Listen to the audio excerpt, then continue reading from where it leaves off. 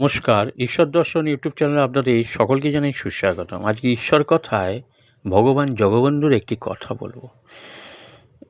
ভগবান জগবন্ধুর ভক্ত নিত্যানন্দ, তিনি ভগবান জগবন্ধুর পরম ভক্ত ছিলেন।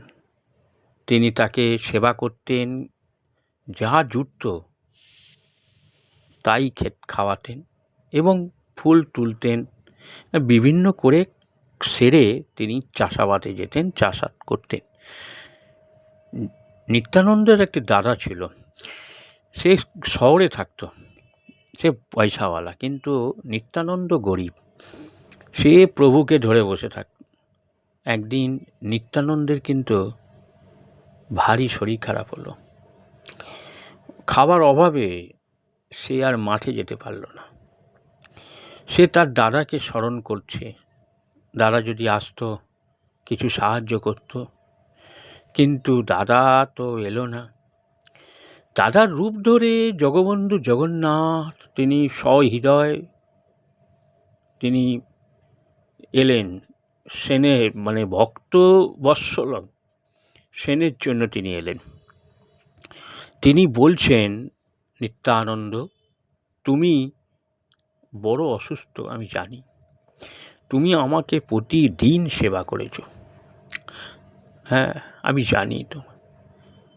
তুমি আমাকে ডাকছিলে, স্মরণ করছিলে তোমার দাদাকে। আমি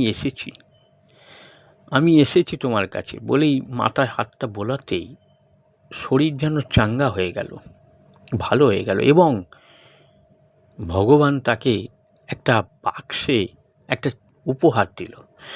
বলল, নিত্যানন্দ, এখন খুলবে না, আমি চলে গেলেই খুলবে। বলে, দাদা তুমি থাকবে না? বললো, আমার সময় তো নেই, আমি থাকবো কি করে? বলে চলে গেলেন এবং বাক্সটা খুলে দেখছেন বালাজোড়া। ভগবান তিনি যে তার কাছে এসেছেন তার বুঝতে দেরি হলো না। তাকে কৃপা করেছেন, করুণা করেছেন, দয়া করেছেন। তাই তিনি ভগবানের দিকে কেঁদে পড়লেন এবং জানালেন, হে প্রভু, তুমিই সব। পৃথিবীটা শুধু অন্ধকার, তুমি আলো, তা তুমি আশীর্বাদ দিয়ে থাকো। এই ছিল তার ঘটনা। ভগবান এবং ভক্তের ঘটনাটি বেশি করে শুনবেন। চ্যানেলটাকে সাবস্ক্রাইব করতে ভুলবেন না। নমস্কার।